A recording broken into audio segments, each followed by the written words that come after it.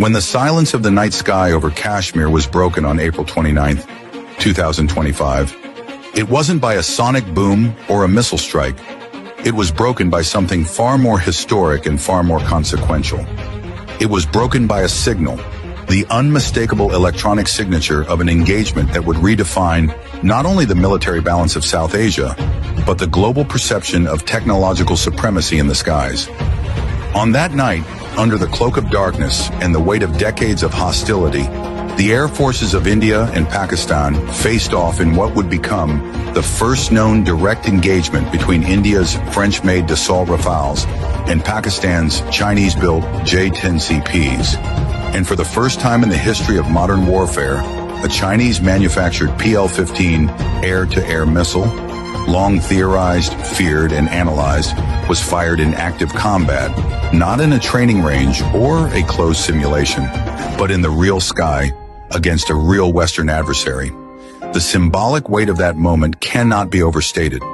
For years, Western defense analysts speculated about the PL-15. With its range exceeding 200 kilometers, active electronically scanned array AESA radar guidance, and two-way data link, the missile represented the cutting edge of Chinese aerospace engineering. But until that night, it had never been used in live combat. That moment, when a Pakistani J-10CP pilot locked onto an Indian Rafale and launched a PL-15, marked the beginning of something unprecedented. The first ever use of Chinese next-generation missile technology in a peer-to-peer engagement. Not against insurgents or outdated aircraft, but against one of the most sophisticated Western fighters in operation. The PL-15 was no longer a rumor, no longer a theoretical threat on PowerPoint slides. It was now a weapon of war, and yet the world almost missed it. There was no bombastic announcement, no press conference, no smoking wreckage on the ground. What unfolded was a quiet but powerful shift, a stealthy chess move in the sky, where strategy, software, and split-second decisions changed the future of air power. It began with an incursion alert, Indian surveillance picking up high-speed targets crossing into contested airspace over the Kashmir region. Within minutes, Rafales were scrambled from bases in Ambala and Hasimara. These aircraft, gleaming symbols of Western aeronautical dominance, were equipped with the Spectra electronic warfare suite, Thales RBE-2 ASA radar, and the Meteor missile, until now considered the most lethal long-range air-to-air weapon in the region. The Indian pilots flew with confidence, experience, and perhaps an expectation of overwhelming superiority.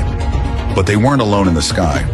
Awaiting them on the Pakistani side were multiple J-10CPs, the most advanced frontline fighters in Pakistan's inventory.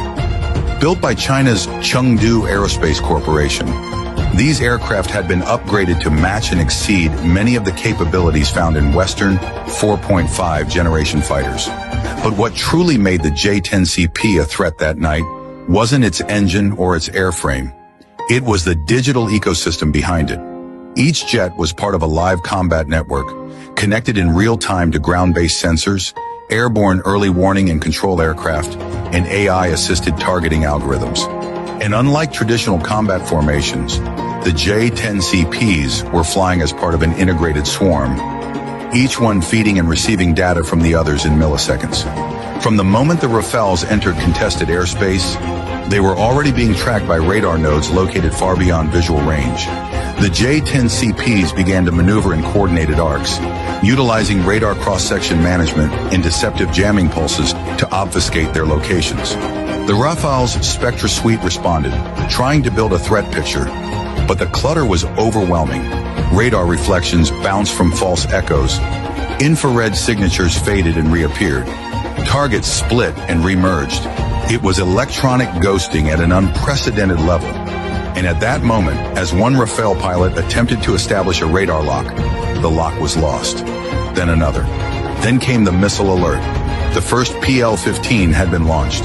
That moment, a digital lock from beyond 150 kilometers, a launch command passed through an AI-vetted fire control system, and a sleek, ramjet-powered Chinese missile streaking through the upper atmosphere toward a French-built aircraft signified the crumbling of a long-standing assumption.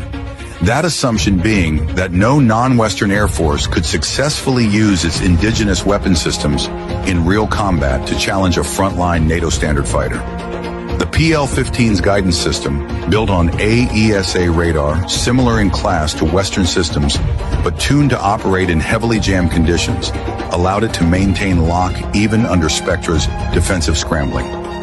For the first time, the French-Indian fusion of stealth, jamming, and sensor resilience faced a missile with equivalent, or possibly superior, electronic resistance.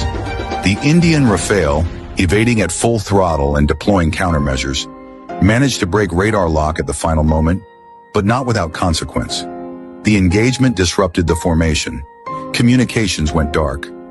Indian pilots reported scrambled data links, delayed targeting information, and overlapping threat indicators. One pilot later recounted feeling like they were flying inside a maze of mirrors, never sure if what they saw was real or a decoy. The Rafales were forced to disengage, unable to effectively return fire. Their Meteor missiles operating in a heavily jammed environment failed to achieve lock before safe engagement range. For the Indian Air Force, this wasn't just a tactical retreat.